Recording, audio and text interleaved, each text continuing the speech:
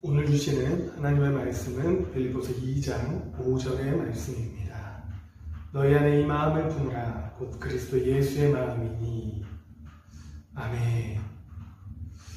오늘 보면 빌립보서 2장은 2장 5절은 우리의 삶의 모범답안이라고 할 수 있는 말씀입니다.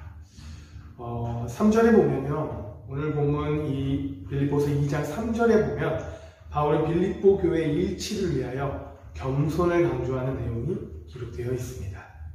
그리고 이제 그 본보기로 그리스도를 제시함으로써 교회 일치를 위한 성도의 겸손을 가르치고 있습니다. 5절 상반부에 그리스도 예수의 마음이란 말이 있습니다.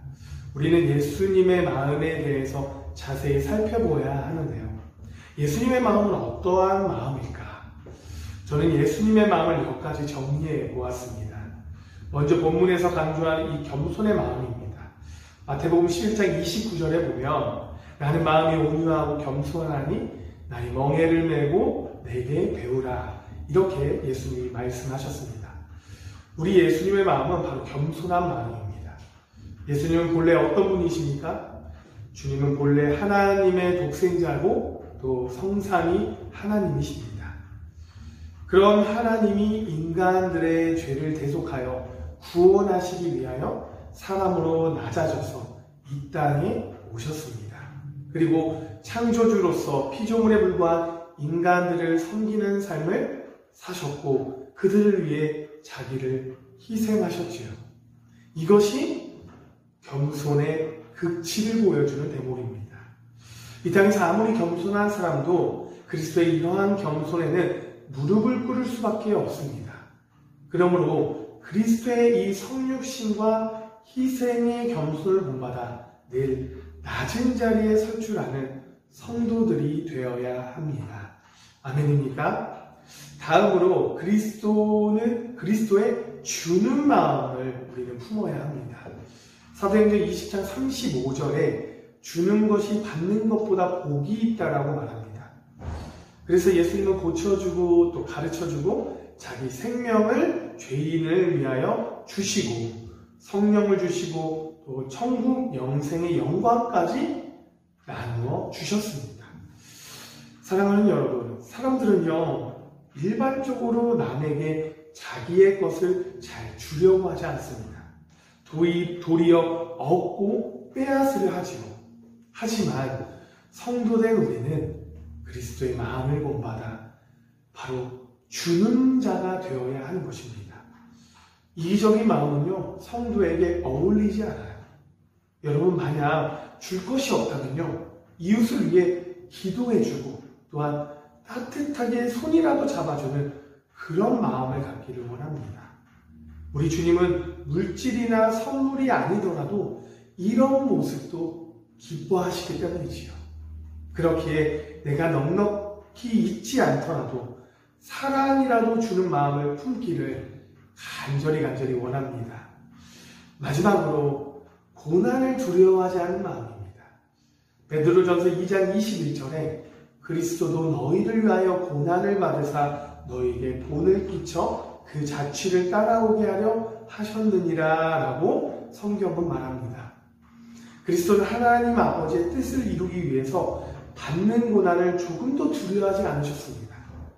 사도들 또한 주님의 이 마음을 본받았지요. 베드로와 또 요한 사도는 산에 들인 공회의 협박에도 굴복하지 않고 고난 중에 복음을 전했습니다. 바울 사도도 수많은 극한 고난을 감당하며 복음을 전했습니다. 오늘 보면 빌립보서를 쓴 곳도 사도 바울이 어디 있었냐? 로마 감옥에 투옥되어 있을 당시에 쓴 편지가 바로 빌립보서입니다. 그런데 오늘날 우리의 모습을 볼까요? 우리는 주님의 은혜만을 받으려고 합니다. 특히 무언가를 얻으려는 마음뿐이지요. 주님을 위하여 봉사하고 희생할 마음이 있는 성도는 과거에 비해 현저하게 적어지고 있습니다.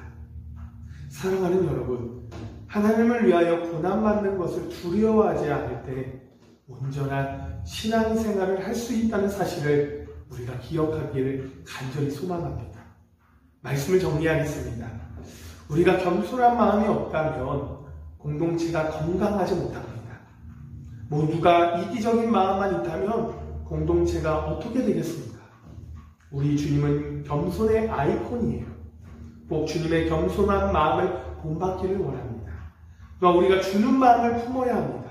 복음을 전할 때 무엇이라도 줘야 복음에 대해서 호기심이 생기지 않을까요? 욕심으로 가득한 인생은요, 욕심으로 무너집니다.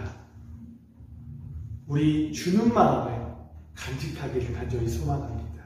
마지막으로 교회의 직분을 감당하고 이웃을 구제하는 이 모든 일은 우리의 수고와 희생이 필요합니다.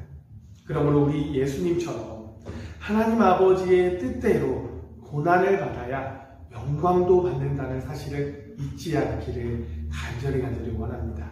이 세 가지의 마음을 기억하며 오늘도 승리하며 나아가는 주님의 거룩한 인생들이 되시기를 간절히 소망합니다. 기도하겠습니다. 존귀와 영광을 받으신 하나님 아버지, 오늘도 하루의 첫 시간을 주님께 드리며 예배 드릴 수 있게 해주심을 감사를 드립니다. 우리가 주님의 마음을 품고 우리 인생을 살아갈 수 있도록 우리 인생의 길잡이가 되어 주시옵소서. 성도라고 칭함받기 부족한 존재들입니다. 보살펴 주시고 지켜 주시고 진정으로 그리스도의 마음을 품는 주님의 자녀가 될 수 있도록 인도하여 주시옵소서. 이 모든 말씀 거룩하신 예수 그리스도의 이름으로 기도드립니다. 아멘.